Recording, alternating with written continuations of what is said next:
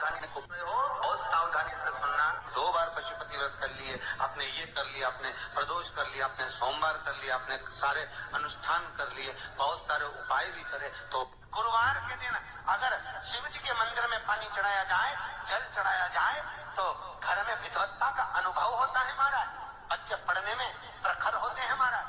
फिर निवेदन करूंगा, जितने कथा करवाए हैं, जितने कथा सुन रहे हैं और जितने पुण्य स्मरण दान स्मरण आदि कर रहे हैं, आपको लगे कि आपका बेटा सरकारी नौकरी की तैयारी कर रहा है, गवर्नमेंट नौकरी की तैयारी कर रहा है, या जॉब की बहू तैयारी कर रही है, बेटी तैयारी कर रही है, वो खूब मेहनत करे। आपका बेटा भी मेहनत करे, बहू भी मेहनत करे, बेटी भी मेहनत करे, जो नौकरी की तैयारी कर रहे हो, खूब मेहनत करो दिल से। छिन्नमस्ता माता का एक उपाय शिव पुराण में तो नहीं है, पर स्कंद पुराण में उपाय भी और लिखा हुआ है। जिस व्यक्ति को दमे की शिकायत हो, दमा जो चलता है, दमा श्वास जिस व्यक्ति को चलता हो, दमे की जिसको शिकायत हो, महाराज शास्त्र कहता है छिन्नमस्ता माता का नाम लेकर पीपल के पत्ते की 11 पत्ते की बंदरवल बना ले, और 11 पत्ते की बंदरवल बनाकर जो दमे का मरीज रहता है, उसके जहां वो सोता है उसके कमरे में कहीं पर भी वो पत्ते की बंदरवाल बांध दे। बांधने के बाद में उस बंदरवाल को 7 दिन 8 दिन में वो बंदरवाल पूरी सूख जाती है। सूखने के बाद उस बंदरवाल के पत्ते को निकाल लीजिए, पीस लीजिए, पीस कर पानी में गला लीजिए, उसको छान लीजिए। छानने के बाद थोड़ा थोड़ा पानी, जिसको दमे की शिकायत होती है, उसको 2-4 बूंद पानी दे दो और शरीर में मलना प्रारंभ कर दो। 8 से 10 दिन तक मलिए, दमे में आराम लग जाता है महाराज। छिन्न मस्तक माता का स्मरण मात्र कर लेने से, गला पकड़ जाए, छिन्न मस्तक माता का मात्र स्मरण कर लेने से जीव की आधी तकलीफें नष्ट हो जाएगी, दुख समाप्त। आपका बेटा भी मेहनत करे, बहू भी मेहनत करे, बेटी भी मेहनत करे, जो नौकरी की तैयारी कर रहे हो, खूब मेहनत करो दिल से।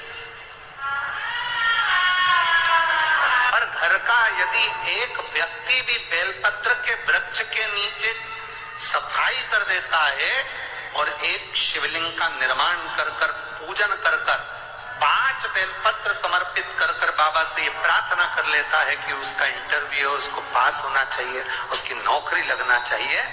मेरा देव अधिदेव महादेव, अगर आपने सोमवार की अष्टमी को ये करा है, या शिवरात्रि 12 महीने आती है, किसी भी शिवरात्रि पर करा है, या सोमवार के दिन करा है, या प्रदोष के दिन करा है, तो उसका फल आपको मिलता जरूर है और उसकी जॉब लगती है। एक बेलपत्र के नीचे जो झाड़ू लगाई, बुआरी लगाई, सफाई करी, शिवलिंग का निर्माण करा, पूजन करी, आराधना करा, और 5 बेलपत्र जो समर्पित करा, वो सहज नहीं। सरसों का जो फूल होता है, 108 सरसों के पुष्प से भगवान शंकर का श्रृंगार किया जाता है, या शिव को समर्पित किया जाता है।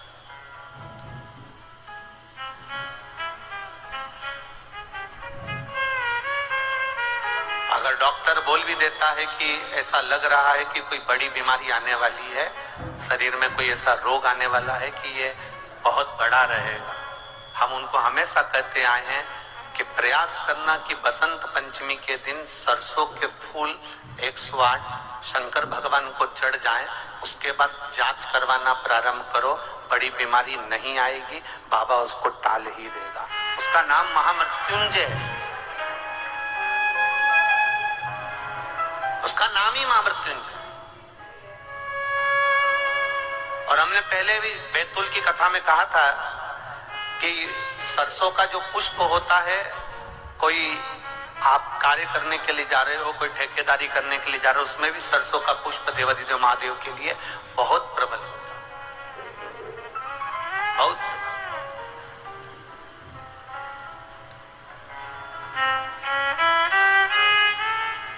महाराज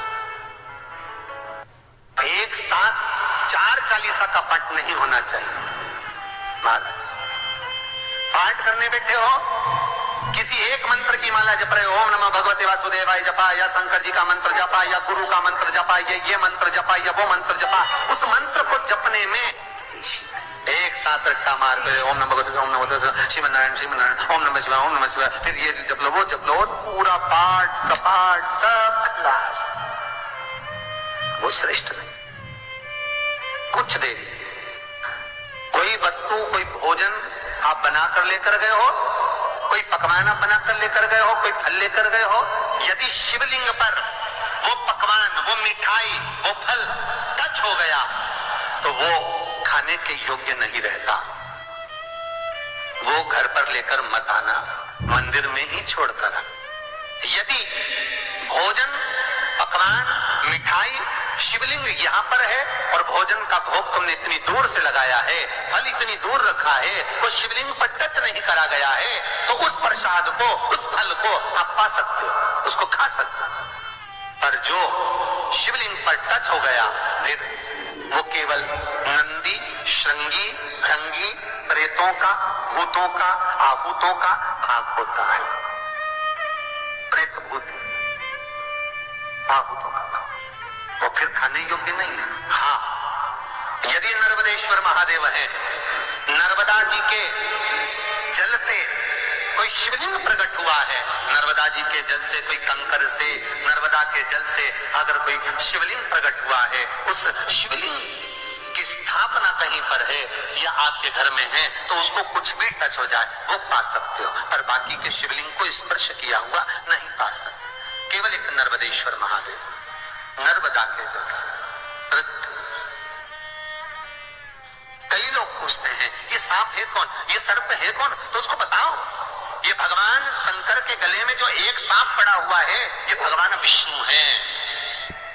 और शंकर भगवान के सिर पर जो जटा में सांप दिखता है वो, हाथ में सांप बंधे रहते हैं वो, दो हाथों में कमर पर सिर पर केशों पर जो सांप 5 नजर आते हैं वो, तो बताओ ये शंकर भगवान की 5 लड़कियां हैं, जया विषहरा शामली बारी दो तली और देव।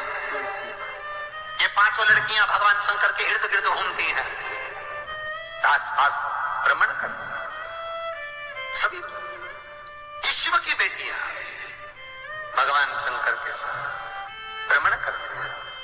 5 जया विषहरा शामली बारी दो तली और देव, ये जो 5 पुत्रियां थी शंकर भगवान की, ये वासुकी को दी गई थी महाराज, क्योंकि ये सर्प की योनि में थी, इसलिए ये वासुकी नाग को प्रदान करी गई थी।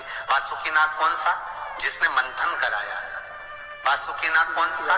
जिसके फण पर पूर्ण पृथ्वी विराजमान है। वासुकी नाग कौन सा? जो निरंतर देवताओं के हित के लिए कार्य करता। श्री शिवाय नमस्तुभ्यम, सब बोलिए एक बार जमकर, श्री शिवाय नमस्तुभ्यम। प्रैक्टिकल जरूर करना, कहीं सियोर वाला महाराज झूठ तो नहीं बोल रहा। शास्त्रों की बातें हमारे जीवन में हमें सुख प्रदान करे, इसलिए इस भाव का आनंद करते हुए आज की कथा को विराम देते हैं। श्री शिवाय नमस्तुभ्यम। हर हर महादेव। पूज्य प्रदीप मिश्रा जी ने आज गुरुवार का बहुत अच्छा और अचूक उपाय बताया है। अगर आप भी चाहते हैं कि हमारे घर में कोई नौकरी लगे या बहू या बेटा कोई भी सरकारी नौकरी लगे तो आप भी उसके लिए ये उपाय कर सकते हैं। और पूज्य प्रदीप मिश्रा जी ने बताया कि अगर हम भगवान शिव से किसी प्रसाद को टच कर देते हैं तो वो प्रसाद खाने के योग्य नहीं रहता, क्योंकि वो आहूतों का बन जाता है। पूज्य प्रदीप मिश्रा जी के उपाय देखने और सुनने के लिए प्लीज़ मेरे चैनल को लाइक कमेंट और शेयर जरूर करें। मेरा चैनल है धार्मिक वीडियो, और अगर वीडियो अच्छा लगा हो तो कमेंट बॉक्स में हर हर महादेव अवश्य लिखें। श्री शिवाय नमस्तुभ्यम। हर हर महादेव। जय शिव शंकर।